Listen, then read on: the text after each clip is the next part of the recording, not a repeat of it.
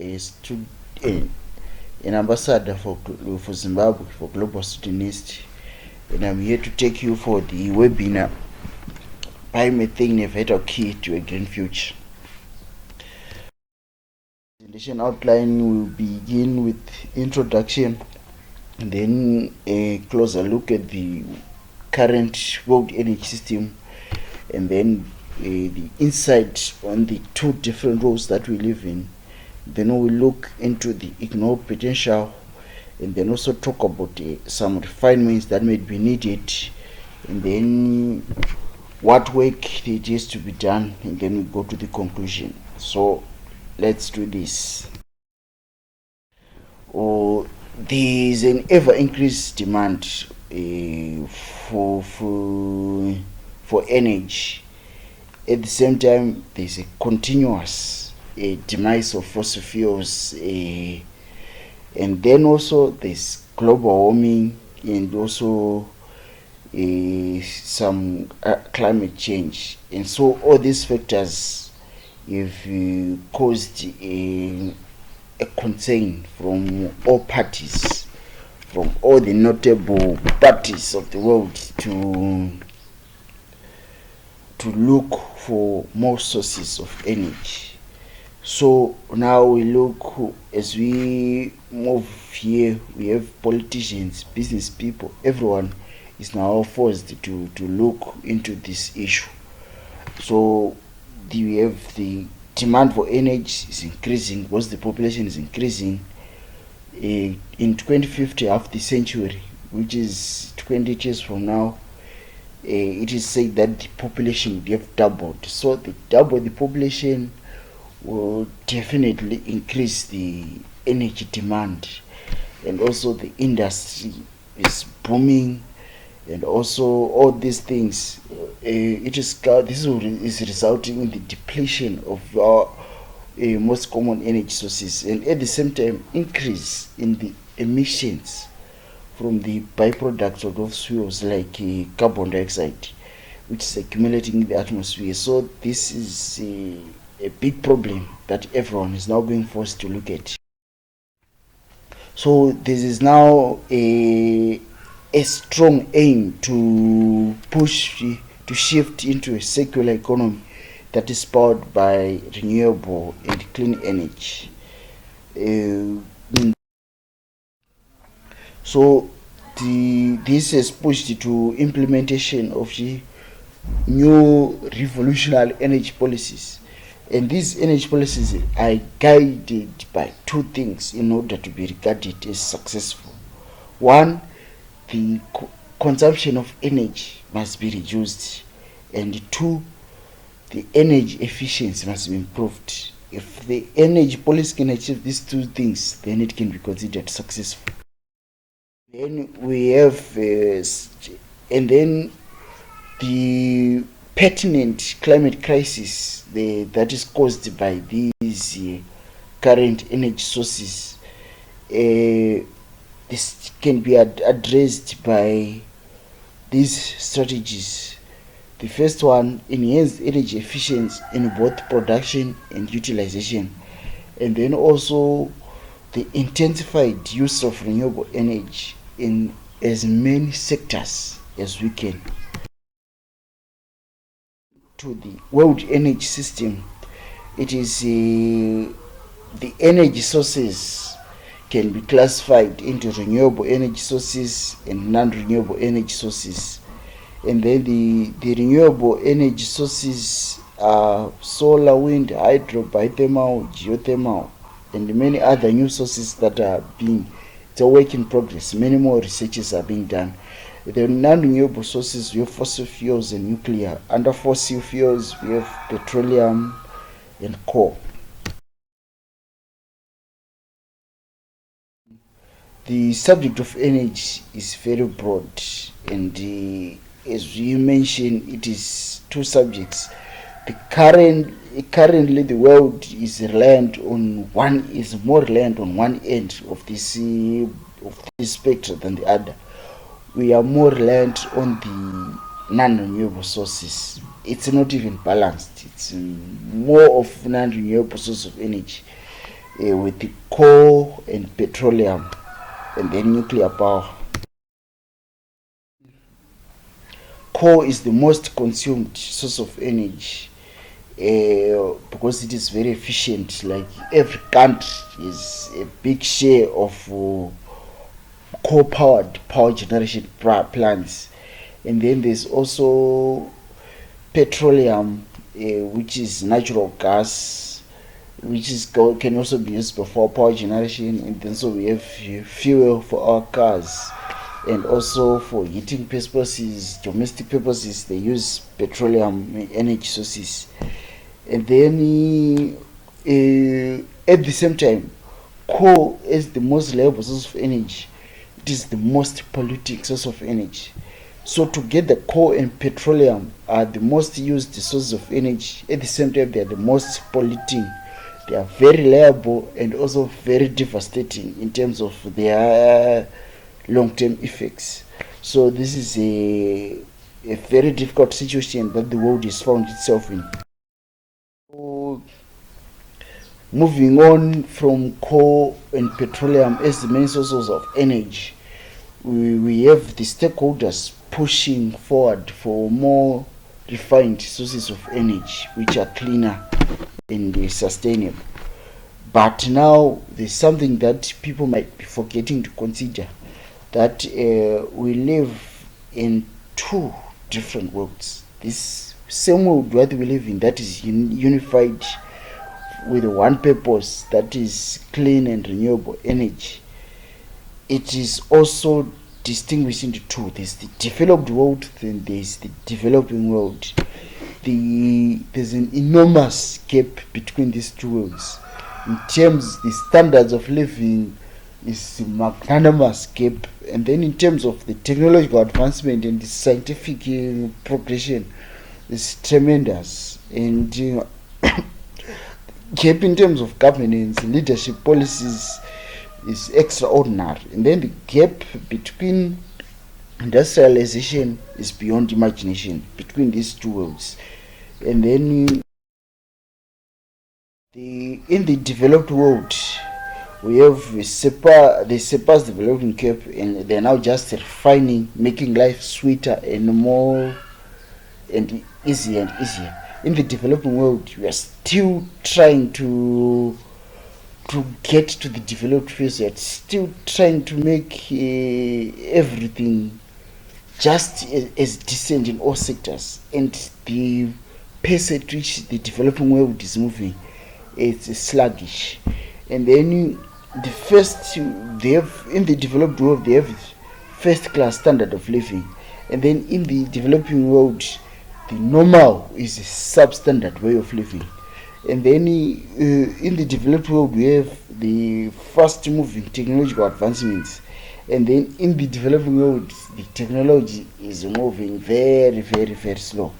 And then we have, in the developed world, we have elite competent governance, and then in the developed world, we still have incompetent leadership. There's corruption, there's nepotism, and poor governance, and all that. In the developed world, there's robust, long-lasting institutions that stretch back for centuries. In the developing world, we have weak institutions. Some are still getting established, and the process is just confused. In the developing world, they are more they are now advanced to a stage that they want to go to Mars. They are working on hyperloops. They are competing for which one is produce the fastest trains. In the developing world, we still have malfunctioning rail system. We have pothole-ridden roads. We have just poor networking systems. In the developed world, they are worried about amendments of taxes, free education, more important restaurant services, and all that, just to make life more comfortable, are the more concerning issues. In the developing world, you have people who are actually starving, and the government is failing to solve those problems. In the developed world, you have leaders in the parliament, they argue about ideas to resign after failure of policies. And in the developing world, we have leaders obsessed with staying in power for a long time, for a lifetime, and they do anything to do that, topping more and more corruption. In the developed world, they have now working on self-driving vehicles. In the developing world, we have more than half the population don't even have access to the internet. In the developed world, they have everything is formalized, straightforward, and well structured institutions and algorithms. And then in the developing world, it is corruption, and there are always shortcuts to get things done. in, in the in the developed world, there's industrial development, and has reached this peak already, and they are now, the priority is now the environment, preserving it for future generations. But in the developed world now, they are still industrializing. They are still trying to get to the point where they are fully industrialized with services. That's the major issue in these two different worlds. These differences present a huge factor in the energy use. In the USA, we have people worried about a 0.1% increase in electricity tariffs. But in Africa, we have more than half of the population do not even have access to electricity in the first place. Talk less about tariffs. In Europe, we have activists that are outrageous about the use of fossil fuels. In Africa, we have hospitals, homes, institutions. They don't even have a consistent supply of power. Imagine a hospital can have power switched off, a university can have electricity shut down. That's the situation in Africa. In the developed world, we have an intensive push for electric vehicles. In Africa, more than half of the populations do not have cars, and those who do, most of them, they even struggle to consistently pay for fuel, which is considered the cheapest source of energy. So now here we have a map of Africa with the energy gap. So like we only have about less than 5 African countries that have no gap, or to a lesser gap, and the majority of the African countries, they have a huge gap in terms of power access. In Africa now, because of this huge gap of energy, they resort to other sources of energy. So in Africa, there's already a ginormous use of renewable fuels, probably usually in the form of firewood, because they don't have access to electricity. People resort to chopping down trees and getting power from there. So ironically, Africa might be the one that uses renewable energy the most, and along with Asia, because they use the most firewood in the world. But now firewood is not a very sustainable way of having as an energy source, because again it has devastating environmental effects if we rely on firewood. But you have to look like at this picture that renewable energy is already in big use in Africa, but in some unrefined way. So now, given that these worlds are very different in terms of circumstances they found themselves in, how can we move to a green future at the same pace? Remember, the same planet is facing the same devastating effects. In fact, Africa is said to have to be suffering the devastating effects of climate change more than the rest of the world, but they are the ones that are behind in terms of the chances of getting to a sustainable energy. So this is why we have to have a balanced approach to this issue. This is, I'm not highlighting how helpless Africa is, but this is, I'm just providing an insightful view of the hope that might be there, but it is not being noticed or it is being ignored. This hope is biofuels.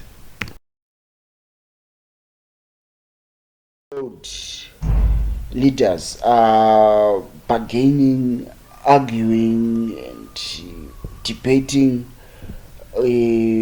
for the pushing of increased use of renewable energy. They mainly focus on the two sources, wind and solar. Here is the picture of what renewable energy looks like. If you go to the news, if you go to any articles, this is the symbol of renewable energy. If you say renewable energy, this is the picture that comes into the mind of almost everyone: solar and wind. Looking further, we notice that the developed world is even struggling to fully implement this target. How much worse will it be in developing countries? If you have Europe and America, they are trying to push for wind and solar, but it is not yet the most used source of energy. How much worse is it for Africa? And solar and wind are considered to be very expensive for the rich countries. How much expensive is it for poor countries? If the industries can't be powered by solar and wind, the industries in Europe, the advanced industries in America, will the developing industry of Africa be able to integrate solar power into their systems? The economy of Africa is usually held up by two fields: the agriculture and the mining industry. Is the solar power and wind power going to able to power these industries? Also, this still doesn't justify the impacts of fossil fuels. It doesn't justify the ever increasing use of fossil fuels. Something has to be done, definitely. And still, this is where biofuels are going to loom around. Now we move on to the ignored potential. Africa is mainly based on the economy is based on the primary industry like farming, crops, and livestock. And if you look at it, this is a very, very sufficient source for raw materials for biofuels or biomethane, which is food waste and animal litter and vegetable waste. In fact, this present where the biomass is dumped, the food waste and all the animal waste is, it's actually another environmental problem of biomethane that is naturally being generated from that waste. So we have an energy source that is being considered a waste problem, a very good energy source. So these economic activities, livestock and farming, they leave a vast pool of biomass materials, an ever increasing sprinkling fountain that is almost never ending, which produces a very broad range of fuels that can be generated from these resources. And also these fuels can be applied to all sectors of the economy. We can have an economy that is fully powered by biofuels. The set of biofuels is we have a very reliable source of energy. We have a very reliable source of raw materials in Africa, and the biomass that is available is can just be automatically be used to produce biofuels, and this is fair because these biomass resources are abundant.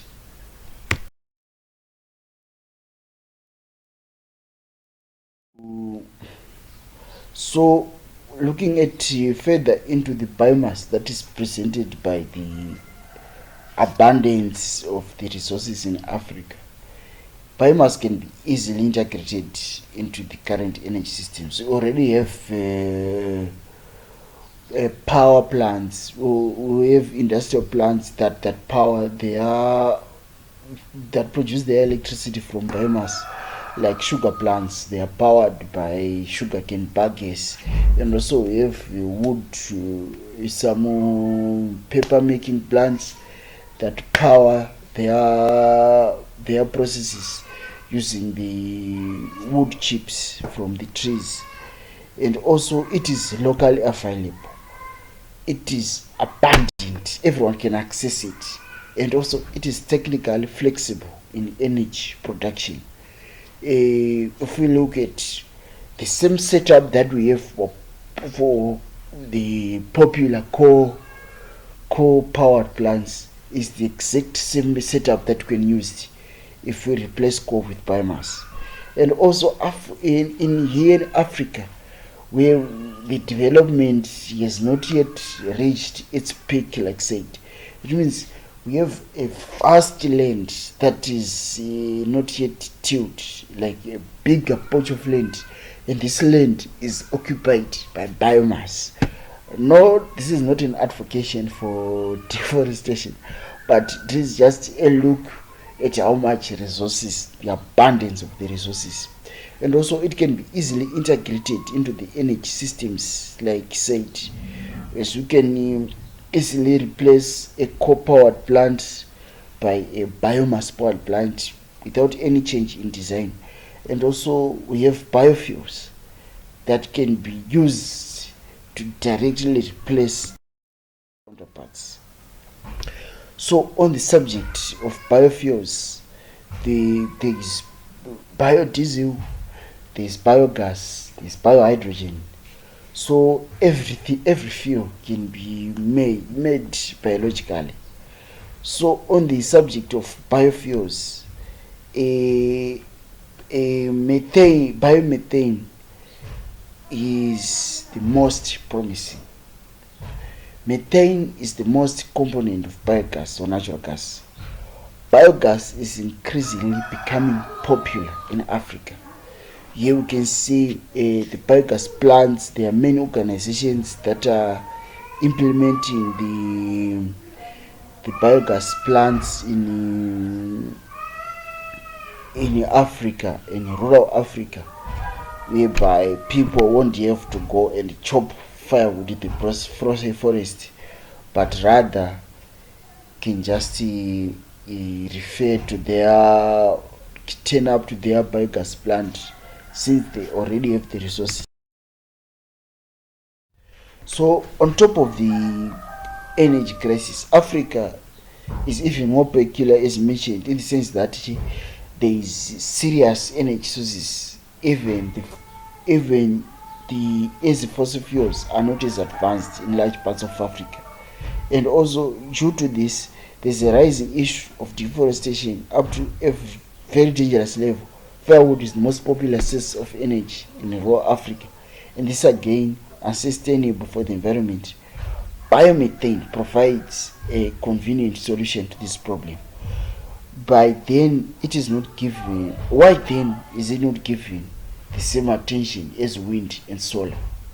Because it's unimaginable that we can tell people that don't have even access to coal-powered energy to start building wind turbines, to start manufacturing solar plants. It's almost unimaginable. So why are we ignoring biomethane?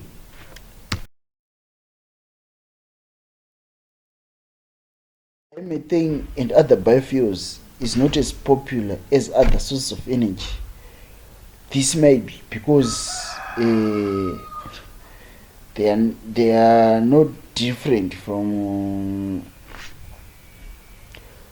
the synthetic fuels on the market, which are cheaper, while biofuels are expensive. Like biomethane can be as the same use as LP gas. Biodiesel is the same use as diesel. But we have abundance of diesel on the market. We have abundance of LP gas or natural gas on the market, which is way cheaper and more convenient and more reliable. Whereas we have biofuels that may be a little bit complicated in the production aspect or unreliable. Every biofuel is a synthetic counterpart, which is more abundant on the market and also way easy to access. As mentioned, we have biodiesel, there's diesel. We have biogas, there's LP gas and natural gas. We have biohydrogen, there's hydrogen. All these are not yet comparable in terms of abundance and accessibility and reliability. Also, biofuel potential competitors for food in terms of raw materials. For example, we have ethanol. Ethanol is usually produced from sugarcane or from even sugar, which is needed in the food industry. This can also apply to all these biofuels. They seem to be produced way better from food sources. From biomethane is produced from starch and all those things, and these are serious competitors for the food industry in Africa, which is having serious food shortages. We are now moving on. This is where we have to make some refinements on the biomethane, on the biofuels, so that they can be able to compete or even outwit the non-renewable fuels. So biofuels, they compete with the food for raw materials, whereas the non-renewable fuels are not even related to food. No one eats crude oil. And also the refinement that is needed is now to work on the raw materials that are not consumed as food, like the biomass waste that remains, like the food waste, like the vegetable or waste, the sugarcane waste, the bagasse and the crop waste. Our main focus should be on that rather than the food aspect of it, to refine the biofuel. And also they have a small presence in the market. Right now in the market, the current infrastructure, you have the grids, the pipelines that are designed. They are designed for non-renewable petroleum fuels. So the infrastructure for biofuels is still small, so they have small presence. So the refinement that is needed also is to construct the infrastructure that makes biomethane easily accessible. And also we have biofuels have a little bit of complication in terms of processing, where we have, if we are focusing on the, like technically, when we want to produce a biofuel from a non-food waste, for example from a semicellulose or for example sugarcane bagasse, first thing, we have to first extract the cellulose from that hemicellulose lignin mixed component. Then after we first extract the cellulose, then also we have to extract the sugar from the cellulose. Then after extracting the sugar, then we have to extract the fuel biologically, compared to if we just take a sugar source that already has sugar, it's just straight to the production of the fuel. So this is where the complication of the production process of biofuels still lies in. Whereas in the non-renewable fuels, petroleum, natural gas is just mined and a little refinery and then already sent to the market. So now our main focus should be on this, to work on the processing of these biofuels so that it can be less as complicated. We should continue to be making more and more research to the biofuels, to the biomethane, so that it cannot be as complicated to produce. And also they require vast land for resources. And then for example, like biomass is a product of agriculture.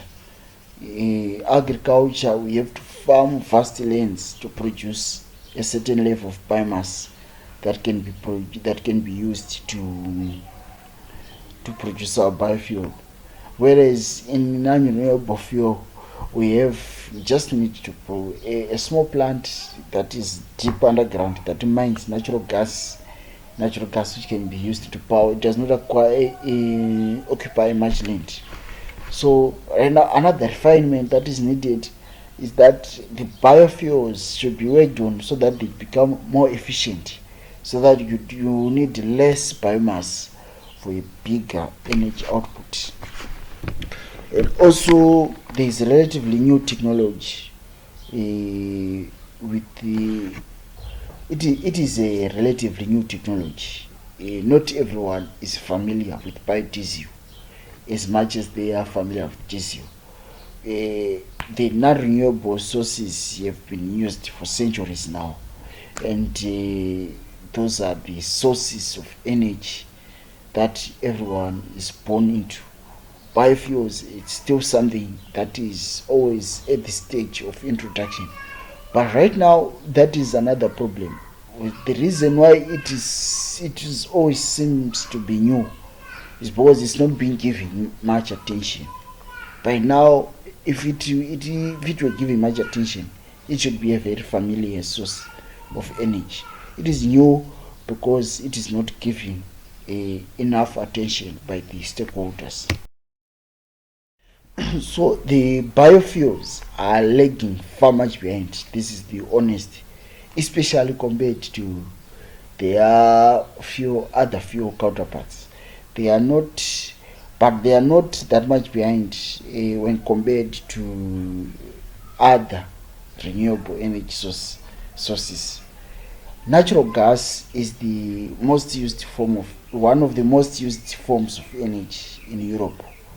From the previous comparison, we know that why biomethane, we now know why biomethane is not there in the place of natural gas.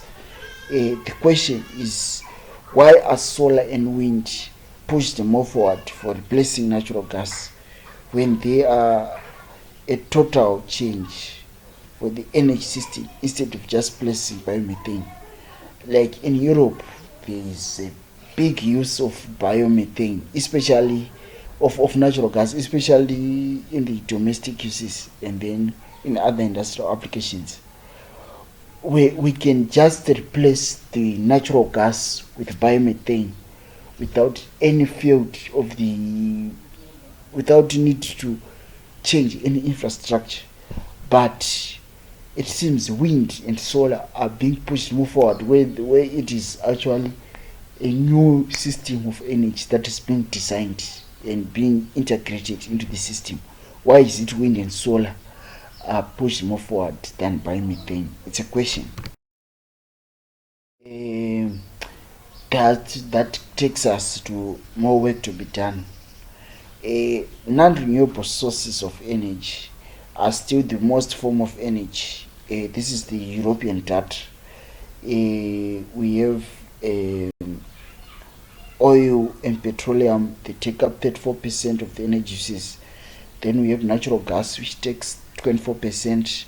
Then we have renewable energy, which is Europe is leading in terms of renewable energy. It is now at 17%. Then nuclear power is at 12%. Then solid fuel waste is at 12%. Then moving on to the renewable energy use, like renewable energy, which takes 17% of the use. We are now looking further at how much renewable energy is used. Here we see that wind leads the way with 36%. It has actually overtaken hydropower, which was invented more than hundreds of years ago, which is at 33%. And then solar again taking the following with 14%. But then we have solid biomass, which is very, very low at 8%. So in this aspect to biomethane is not even if we look further into the biofuels or the biomass fuels, we can see that biomethane is not even the most consumed biofuel in Europe. The most consumed biofuel is biodiesel, mainly because it can be easily replaced or blended to cars. This is the main issue here is blending. You can blend biodiesel to the non-renewable diesel. You can blend bioethanol to the petrol, and then the vehicle can move with no any impacts. But biomethane cannot be blended with any fuel.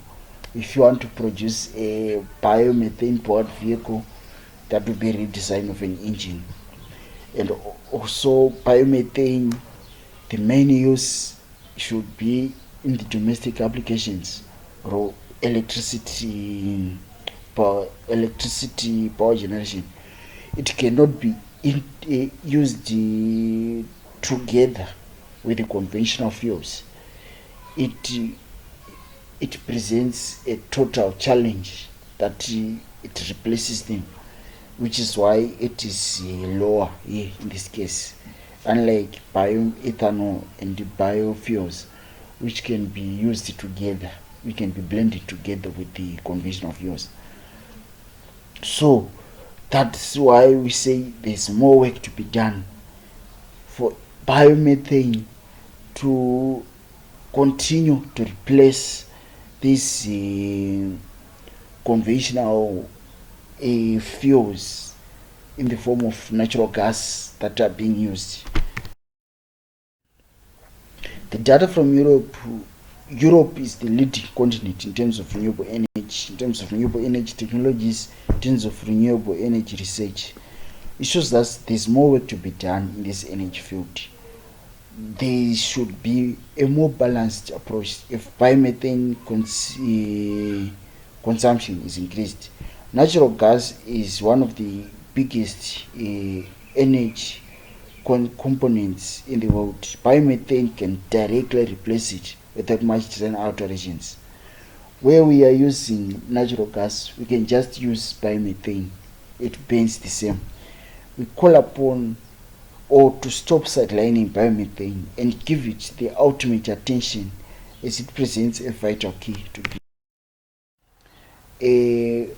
So looking at biomethane as a resource, the resources are available to everyone, almost even It's unlike natural gas, where you have to import it to countries where they have it as a natural resource. Biomethane, the resources are available to everyone.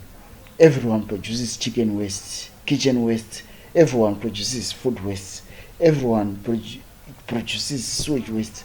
These are the big sources of biomethane. So you don't have to import it, you can generate it in your countries because the resources are there. The raw material also is easily accessible. The raw material for natural gas is purchased. It's a mineral that has to be bought at a certain price. The resources for biomethane are in abundance because they are waste. You don't have to purchase anything. Also, the renewable sources, the sources of biomethane are renewable. So with all these advantages of biomethane, it should not be easy to ignore it. And then we have biomethane in production. It can be decentralized. Unlike natural gas, biomethane can actually be produced per individual. Like each individual can produce biomethane at their homes. The byproducts of production can be very useful.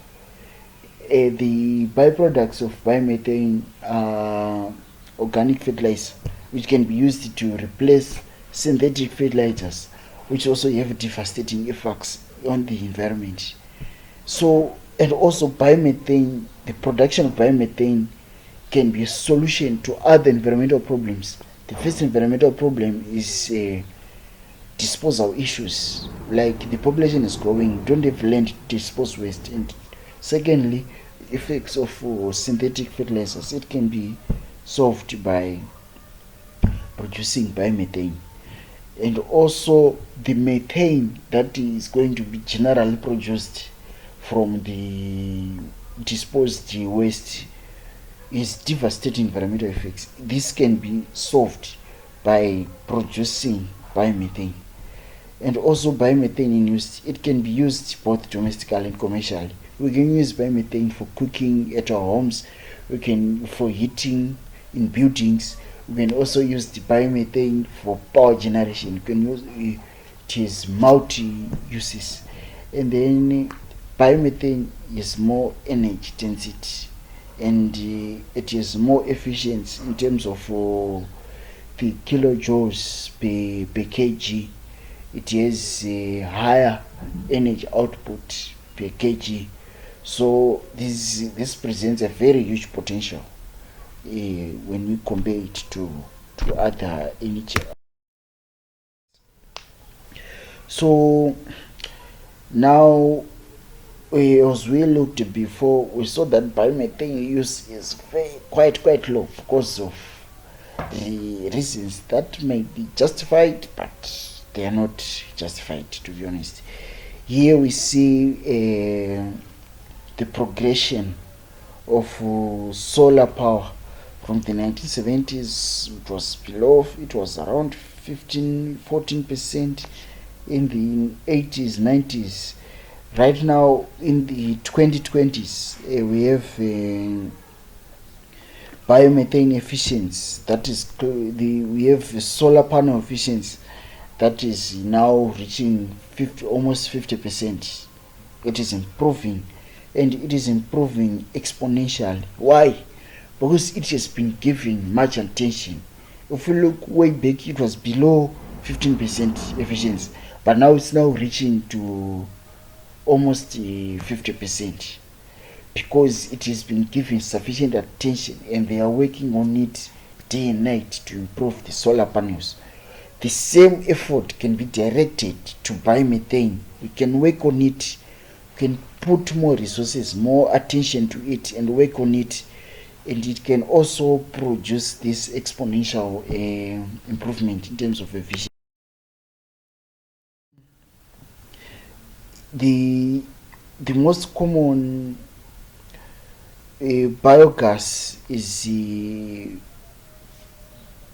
the most common biofuel is biogas, and it is from experience in the use in the rural areas, it produces an unwanted foul smell with the smokiness which comes from hydrogen sulfide and carbon dioxide, which are the constituencies of biogas.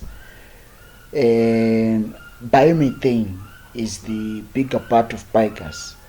So now there are technologies we are now working on that refines the biomethane and from the biogas with no smokiness, with no foul smell, which is almost pure methane, which can be burned and produces a good energy. So this is a comparison between the natural gas or LP gas, the biogas and the biomethane. So the LP gas is very efficient. It is more efficient, well pressurized, and also it is most consistent. So it is the most efficient and the most consistent supply. You can just continuously supply the LP gas with no any headlings along the way, especially in terms of production. Then we have biogas. Biogas now is safer than LP gas, and also it is cheaper than LP gas. And then moving on to biomethane, it is more efficient than biogas, but it's not yet as efficient as LP gas. Then it is no foul smell or smokiness of the biogas. And then it is cheaper than LP gas, but it's not cheaper than biogas. So now we have biomethane, which produces a more of a balance between the two, LP gas and biogas.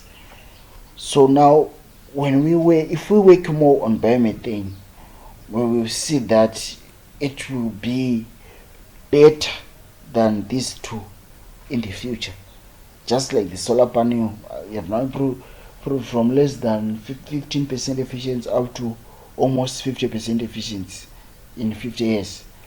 We can also work on the biogas to be even more efficient. We can work on biomethane to be more efficient than the LP gas if we give it sufficient attention.